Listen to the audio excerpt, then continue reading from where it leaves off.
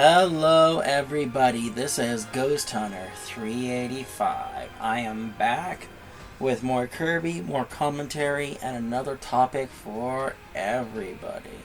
Enter the fiery forbidden lands. Okay. Wow. Wonder what geological, well not geological, geothermal, geo-eruption, however you want to say that, happened to this place, because wow. Wouldn't be the place I'd want to live or be around when that eruption happened either. Thank you very much. Well, anyway, today's topic is kind of not touch and go. It's just kind of like, do you honestly believe this? And the thing that they believe is that if Donald Trump becomes president again, he's going to be able to fix everything. And the thing that's really sad about that is that, could he fix everything? Sure. But it would take, 30, 40 years? Now, I can already sit here and hear some people saying, what do you mean, Ghost Hunter? He could do it. He's the Donald.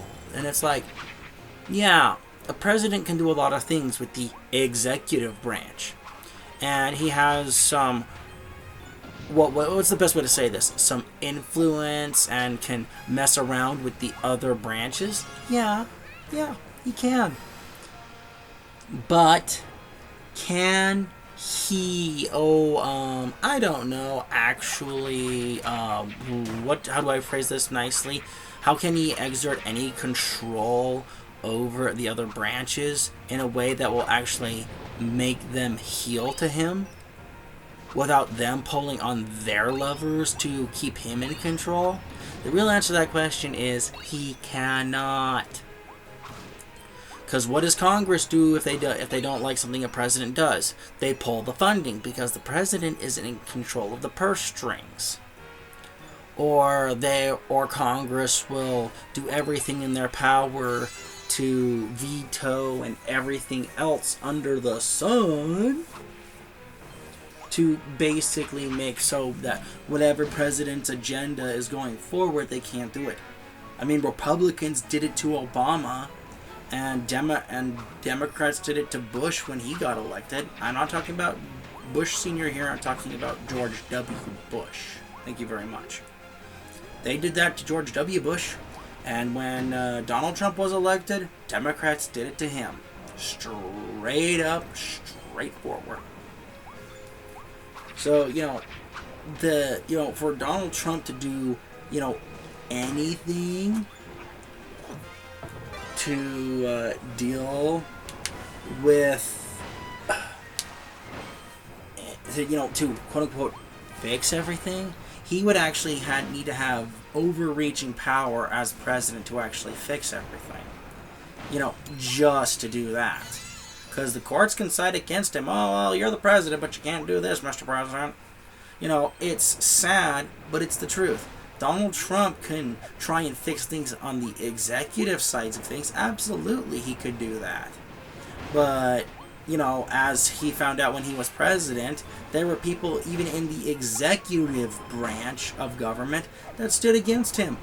I mean, the special investigation into Donald Trump, and then, the other things that happened, like the FBI going out of its way to just crucify people who were Donald Trump supporters while he was president. I mean, there was even FBI directors who were plotting basically what amounted to a soft coup against a sitting president because they didn't like him. They didn't like his political beliefs. Blubbity, blubbity, blah. Am I ringing any bells here, folks? Donald Trump can try and do a lot of things to fix the U.S. government, the U.S. economy, but is he going to be the end-all, be-all, grandmaster, fix-it-all? No.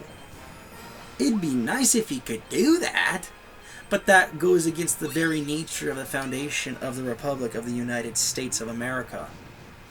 There's no way he could do it. I really hate to say that, but it's the truth.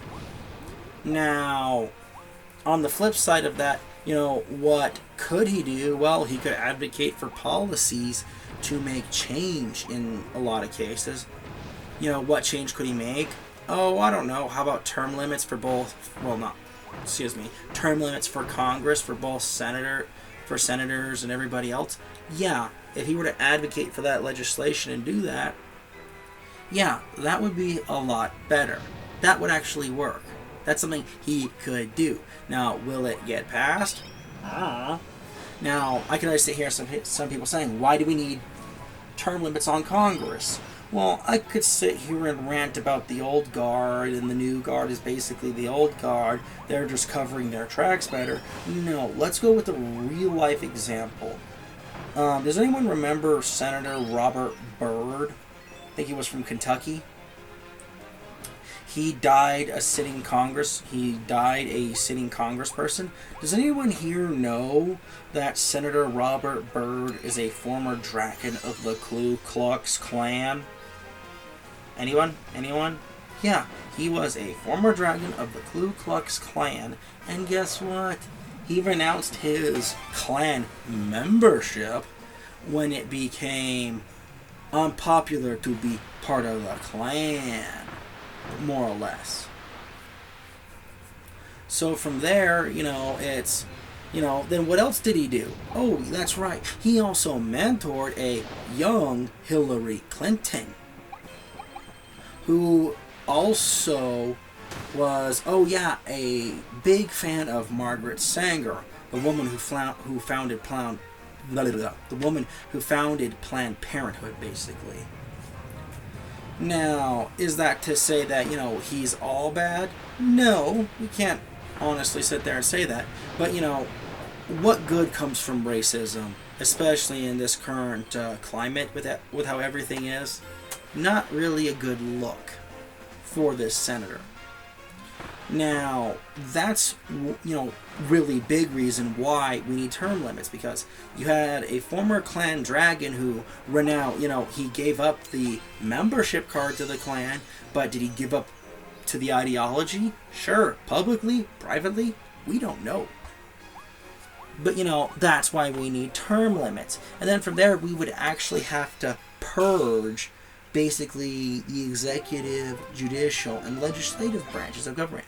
Now, when I say purge, I'm not talking the movie The Purge. I'm talking they need to be kicked out of whatever positions they're in.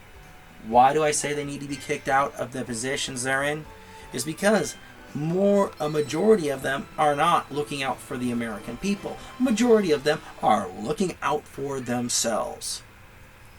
It's a nice pipe dream to think that's going to happen anytime soon, but it's not going to. It would take years, because it took years to get this bad, in a nutshell. But in any case, like, subscribe, bang the bell, and I will see everybody in the next video.